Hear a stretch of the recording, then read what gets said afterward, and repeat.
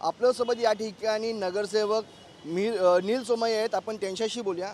Sir, DP. Road हा चोरीला गेलेला आहे अशी मागणी या ठिकाणी मिहीर कोटेच्या यांनी केलेली आहे. आपण या ठिकाणी नगरसेवक आहेत का आपण?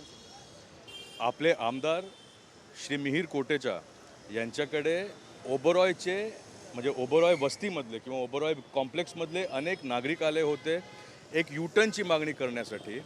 त्याच्यावरून जागरूकता आमच्यामध्ये आली की इकडे एक डी.पी. रोड प्रपोज्ड असायचा, जो डी.पी. रोड ठिकाणावरती दिसत नाही आहे.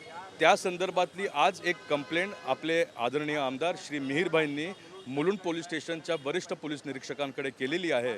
आणि आम्ही आज इथे या जागेवरती आलो आहे. मिहीरभाई तर भिंग लावून बघतायत हा रस्ता दिसतोय की नाही, पण तो रस्ता काही दिसत नाही आहे. तर ह्या रस्ता गायब करण्याच्या पाठचं षडयंत्र, याच्या पाठी कोण आहेत, कोण दोषी आहेत, याची चौकशी करण्यासाठी मिहीरभाईंनी विनंती केलेली आहे. आपण न्याय देण्यासाठी नागरिकांना आपण हा प्लॅन घेऊन मिहीरभाईंकडे बसलेला होता. पण हा या BMCच्या आपण याच्यामध्ये बघितलं तर वेबसाईटमध्ये रस्ता दाखवला जात आहे, पण प्रत्यक्ष यामध्ये या ठिकाणी ओबेरॉयची बिल्डिंग आहे. मी ज्या वॉर्डचं प्रतिनिधित्व करते, वॉर्ड क्रमांक 108, या वॉर्डमध्ये ट्रॅफिकची जी कोंडी होते संध्याकाळी, या संदर्भात बरेच वेळा नागरिकांच्या, स्थानिक लोकांच्या आमच्याकडे तक्रारी येत असतात. त्याच संदर्भात माझ्या वॉर्डमध्ये माझ्या कार्यकाळात 5 वर्षाच्या अगदी चांगल्या प्रकारचे रस्ते कसे काय नागरिकांना आपण देऊ शकतो यावर काम करत होतो आम्ही. काम करताना असं लक्षात आलं, आपले आमदार मिहीरभाई कोटेचा यांच्याकडे वारंवार सोसायटीच्या लोकांकडून सुद्धा तक्रारी येत होत्या. आणि काम करताना आम्हाला असं लक्षात आलं की हा जो डी.पी. रोड तुमच्या नकाशामध्ये दिसतोय, हा फक्त पेपरवर दिसतोय, पण वास्तविकता अशी आहे, इथे आल्यानंतर आम्हाला कळलं की हा डी.पी. रोड इथे अस्तित्वातच नाही आहे. बघा, मुलुंडच्या जनतेने भारतीय जनता पार्टीच्या नगरसेवकांना, आमदारांना भरभरून आशीर्वाद दिलेत आणि आम्ही त्यांच्या सेवेसाठी तत्पर आहोत.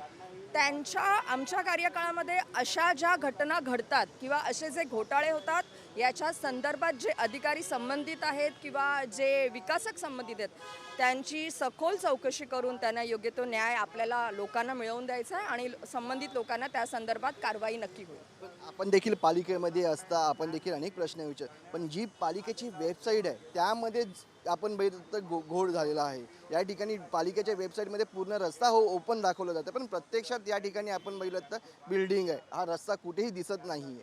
त्यामुळे या वेबसाईटवरती देखील आपण ज्यांनी वेबसाईटवरती अशा प्रकारे काम केलं आहे त्याच्यावरती पण आपण काही कारवाई करणार. हो, नक्कीच. म्हणूनच आम्ही म्हटलं ना की या संदर्भात जेवढे महानगरपालिकेचे अधिकारी सुद्धा इन्व्हॉल्व असतील, त्या सगळ्यांची चौकशी होईल, कायदेशीररित्या चौकशी होईल आणि नंतर त्या गोष्टींवर योग्य ती कारवाई करण्यात येईल. महापौरांबाबत हा आपण प्रकरण घेऊन जाणार त्यांच्याशी. हो, नक्कीच. जर गरज पडली तर नक्कीच याला पुढची वाटदिशा दाखवली जाईल. धन्यवाद.